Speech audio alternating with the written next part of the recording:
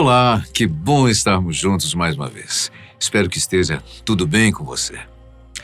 Talvez você nunca tenha ouvido falar sobre a família Rothschild, mas com certeza alguma dimensão da sua vida já sofreu as consequências da sua influência global.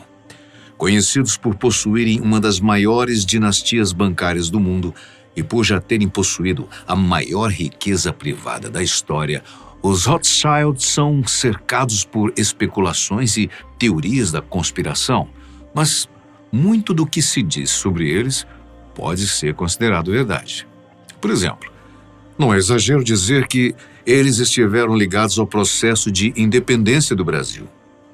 Eles também são citados como responsáveis pelo estereótipo atribuído aos judeus e tiveram uma forte influência na criação do Estado de Israel. A família também participou de inúmeros conflitos, como as Guerras Napoleônicas, e esteve à frente da modernização industrial e da construção de várias estruturas importantes, como o Canal de Suez e a malha ferroviária da Europa. Exemplos sobre a notoriedade do seu poder é o que não falta. Mas hoje nós viemos aqui para falar sobre uma coisa mais, digamos, controversa. Vamos investigar o que aconteceu durante um evento bizarro promovido pela baronesa Marie-Hélène de Rothschild em 1972, que ficou conhecido como o Baile Illuminati. O que será que eles estão escondendo de nós, hein? É isso que vamos descobrir a partir de agora. O primeiro membro da família que ficou conhecido por usar o nome Rothschild nasceu em 1577. Trata-se de Isaac Elkanan Rothschild, que era judeu e nasceu na Alemanha, mas não se sabe muita coisa sobre ele além disso. Pronunciado em inglês, o sobrenome soa como criança quente, Hot mais Child, mas acredita-se que no alemão arcaico era a junção dos termos Hot, que quer dizer vermelho, e Scheit, que seria a pronúncia para a palavra em alemão, significando sinal ou sinal vermelho, que é exatamente o que está estampado no brasão do clã. No entanto, apesar de ser considerado o primeiro a utilizar esse título, Isaac não é visto como patriarca da família. Esse cargo pertence a Meyer Amschel Rothschild, que nasceu em 1744 e é tido como o grande responsável pela prosperidade que eles têm atualmente. Só a título de curiosidade, estima-se que o patrimônio líquido de todos os membros somados dão aos Rothschild um patrimônio de cerca de 400 bilhões de dólares e que pode chegar até 1 trilhão, dependendo da fonte consultada. Mas você deve estar se perguntando, e eu também pergunto, né? Como é que eles conseguiram tudo isso?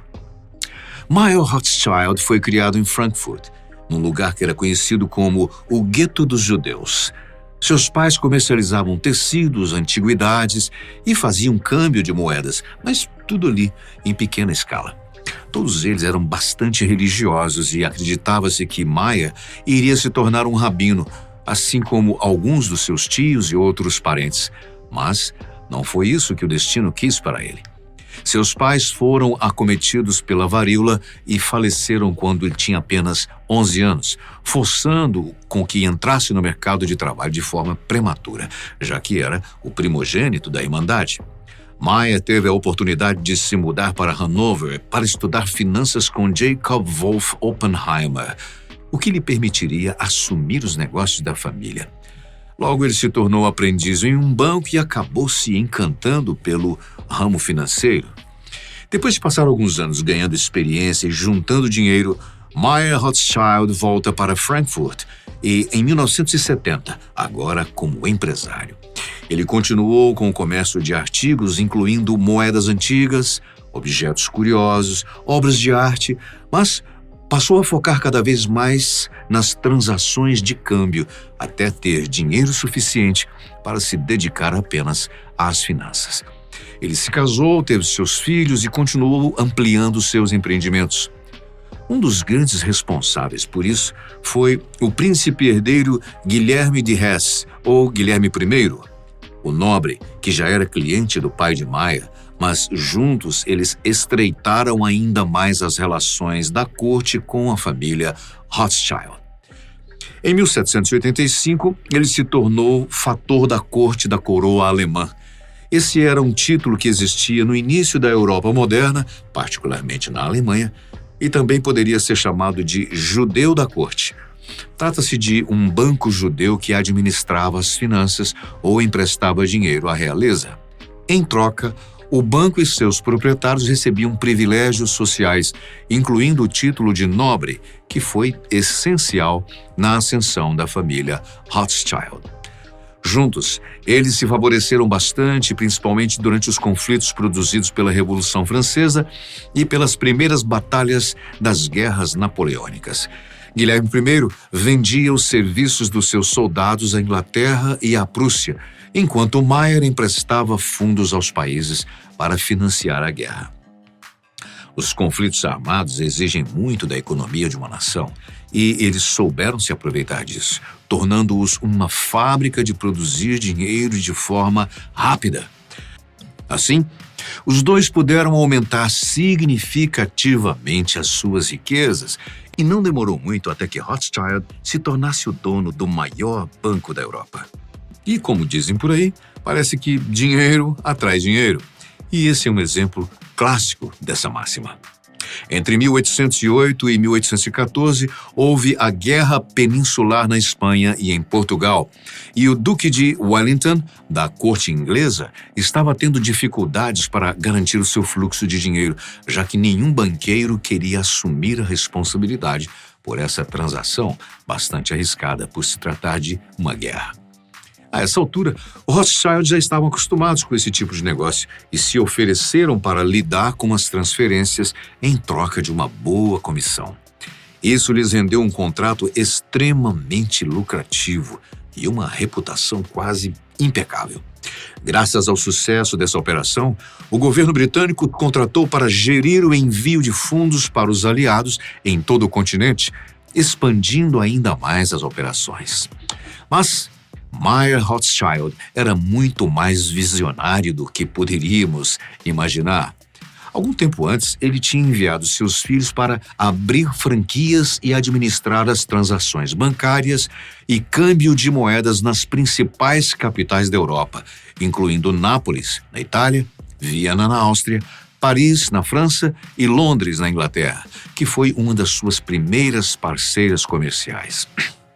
Isso fez com que a dinastia e patrimônio da família se espalhasse por todo o continente, gerando novas ramificações, novos vínculos institucionais e títulos de nobreza, já que o modus operandi dos Rothschild permaneceu o mesmo: fornecer financiamentos para os conflitos e câmbio de moedas. Toda essa estrutura gigantesca permitiu que a família investisse na própria modernização dos países, já que isso também seria útil para eles. É por isso que eles foram um dos maiores financiadores da construção do Canal de Suez, no Egito, que facilita as transações comerciais entre a Europa e a Ásia, além de ter sido responsáveis por edificar a maior parte da malha ferroviária do continente e de estarem à frente das primeiras indústrias, que também ajudaram a fomentar a economia por lá. Incrível, né? Como as coisas vão se desenrolando e trazendo um crescimento até inesperado. Mas lembra que comentamos no início que os Rothschild tiveram uma participação na instituição do Estado de Israel e até mesmo na independência do Brasil? Pois é. Esses são só alguns exemplos da notoriedade e influência da família no mundo. No nosso caso, isso se deu porque o acordo firmado com a corte portuguesa para conceder a nossa independência previa o pagamento de uma multa de 2 milhões de libras esterlinas e o Banco dos Rothschild, que foi o responsável por levantar esse capital para o recém-formado Império do Brasil. O caso de Israel é um pouco mais complicado. Alguns historiadores acreditam que essa família seja uma das principais responsáveis por criar o estigma do judeu bem-sucedido, que possui muitas posses e era acusado de usurpar as riquezas do país em que estava, já que, por muito tempo, eles foram um povo sem pátria. Inclusive, é esse tipo de pensamento que estava na origem das barbáries cometidas durante a Segunda Guerra Mundial. Como já comentamos, os Rothschild eram conhecidos por serem bastante religiosos e por manterem as práticas, costumes e tradições da sua fé. Assim, eles sentiram que precisavam reagir de alguma forma para lidar com o crescimento do antissemitismo na Europa durante o século XIX. Uma das primeiras iniciativas foi conduzida por Edmund James de Rothschild, neto do patriarca Meyer e filho de James Meyer, o filho enviado para conduzir a franquia de Paris. Edmund destinou grande parte dos seus recursos para a compra de terras na Palestina, que até então estava sob o domínio do Império Otomano. Com isso, ele possibilitou o estabelecimento de colônias judaicas, assim como o desenvolvimento da agricultura e da indústria local, abrindo espaço para o que viria posteriormente. Quando ele faleceu em 1934, seus esforços já tinham garantido um terreno de aproximadamente 500 quilômetros quadrados na região que abrigava quase 30 assentamentos de judeus. Outra ação muito importante foi feita por Lionel Walter Rothschild, que também era neto de Meyer e pertencia à casa inglesa da família. Walter foi quem conseguiu a famosa Declaração Balfour, um documento assinado em 1917 em que o governo britânico anunciou seu apoio para a construção de um lar para o povo judeu. Lembrando que isso aconteceu formalmente em 1948, depois das atrocidades da Grande Guerra. Bom, eu acho que deu para a gente ter uma pequena noção de quem são os Rothschild e da pequena influência que eles têm no mundo. Não é à toa que eles estão vinculados a várias teorias da conspiração, incluindo algumas que falam sobre a manipulação dos povos, construção da nova ordem mundial e da ligação da família com ordens como a maçonaria e os Illuminati. Existem inclusive denúncias de que eles participam e conduzem rituais satânicos, como veremos a partir de agora. O evento do qual estamos falando, que ficou conhecido como o Baile Illuminati, foi promovido pelo barão Guy Edouard de Rothschild e pela baronesa Marie-Hélène de Rothschild, ambos descendentes da casa francesa da família. Os dois eram tataranetos de James Meyer e, apesar dos distanciamentos, eram primos de terceiro grau. Os casamentos consanguíneos entre os Rothschild eram de certa forma comuns, pois Meyer, o patriarca, não permitia que a sua herança fosse transmitida para as mulheres. Então, essa foi uma forma que eles encontraram para garantir as suas riquezas e status. Mas não é possível afirmar se esse foi o caso entre Marie-Hélène e Guy Edouard, especialmente porque já haviam se passado várias gerações. Mesmo assim, o casamento entre eles foi bastante divulgado na época, e Guy acabou perdendo seu lugar como presidente da comunidade judaica na França, pois a sua esposa já não era mais adepta à religião. Eles eram considerados liberais tanto na vida social como na política. Isso ficou bastante evidenciado no evento que eles promoveram. A festa aconteceu no Château de Ferrières, um dos maiores castelos do século XIX na França. Ele foi construído pelo barão James de Rothschild, tataravô do casal, em 1850. Ele pediu que o edifício fosse inspirado nas torres Mentmore, que ficam na Inglaterra, mas que fosse ainda maior. O palácio contém 80 quartos de hóspedes, 30 quilômetros quadrados de floresta, um salão com um pé direito de 36 metros e uma biblioteca com mais de 80 volumes. Em 1959, Marie-Hélène e Guy remodelaram o castelo e ele se tornou um centro hedonista para a alta sociedade do mundo inteiro. Ele era frequentado por artistas, celebridades de Hollywood, membros da realeza, enfim, a nata da elite mundial. Mas, em 12 de dezembro de 1972, eles resolveram conceber um evento que estaria acima de tudo que já havia sido feito por lá e que deixaria uma marca indelével na história. A festa foi diferente de tudo que já havia sido feito, a começar pelo convite. Ele foi produzido num papel com o céu como cenário, onde estava escrito: gravata preta, vestidos longos e cabeças surrealistas, o que por si só já é enigmático, né? Mas para piorar, ele foi feito ao contrário, e era preciso usar um espelho para decifrar a mensagem. A recepção dos convidados também não foi nada usual. Os anfitriões coloriram todo o palácio de vermelho, usando luzes, o que conferiu um ar diabólico para o local. Parecia que eles estavam inseridos em um mar de chamas, o que acabou chamando muito a atenção, especialmente por conta do tamanho da estrutura.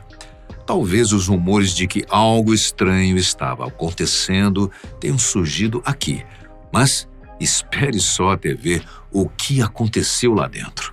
Ao chegar à porta, as pessoas eram recebidas por gatos, que era a forma como os empregados estavam vestidos.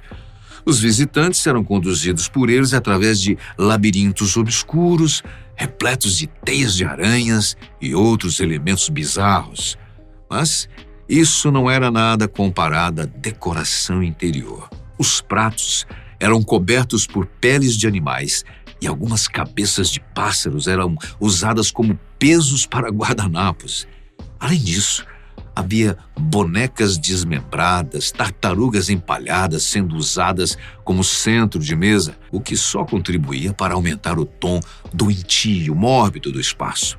E o cardápio? O cardápio, é claro, seguia a mesma linha. Foram servidos lombo, uma sopa extra lúcida e queijo de cabra assado na tristeza pós-coito. Se você não imagina o que é, sinceramente, eu não consigo nem conceber o que seria isso. Para a sobremesa havia um manequim de uma mulher esculpido em açúcar e colocado sobre um canteiro de rosas. Tudo isso sem contar as fantasias usadas pelos convidados. Enquanto muitos estavam vestindo acessórios que mais pareciam máscaras mortuárias, outros preferiam pendurar vários rostos ao redor da cabeça, ou partir de objetos comuns do nosso cotidiano como gaiolas, vitrolas, mas dando-lhes uma nova função decorativa. Houve também quem se inspirasse em obras de arte, como foi o caso da convidada que pendurou uma maçã à sua frente para se parecer com O Filho do Homem, obra de Magritte, ou da pessoa que preferiu vestir uma versão fatiada do rosto da Mona Lisa. Mas o grande destaque ficou para a anfitriã, a baronesa Marie-Hélène. Ela usou uma cabeça de cervo como máscara, contendo os chifres e diamantes verdadeiros no lugar dos olhos, algo que se tornou o grande ícone do evento. Acho que ninguém discorda que tudo isso foi bastante estranho, mas o que realmente aconteceu no castelo naquela noite permanece um mistério. Há quem diga que era apenas uma oportunidade para os ricos extravasar a sua excentricidade, vestindo-se de forma estranha e chocando o grande público. Mas também existem aqueles que são irredutíveis e afirmam categoricamente que algo maligno aconteceu durante o baile Illuminati. Essas pessoas se baseiam nos elementos que podem ser interpretados como mensagens satânicas ou como símbolos de uma nova ordem. Os convites, por exemplo. O fato de promover uma inversão em seu conteúdo poderia indicar a presença de rituais demoníacos, já que esse tipo de técnica de transpor e inverter letras de conteúdos pode ser visto nesse tipo de prática. Alguns também afirmam que o baile estava cheio de imagens maçônicas e Illuminati, como o piso xadrez pintado em preto e branco do castelo. Esse detalhe pode passar despercebido, mas essas pessoas afirmam que esse dualismo é bastante comum nessas ordens e que remonta ao Antigo Egito, onde essa dualidade representava a oposição entre o bem e o mal. As bonecas desmembradas, os animais empalhados, a escultura de açúcar feita no formato de um corpo humano representariam ou fariam uma homenagem ao sacrifício, algo que pode ser atribuído aos rituais obscuros. Isso também estaria presente nas máscaras, principalmente na que foi feita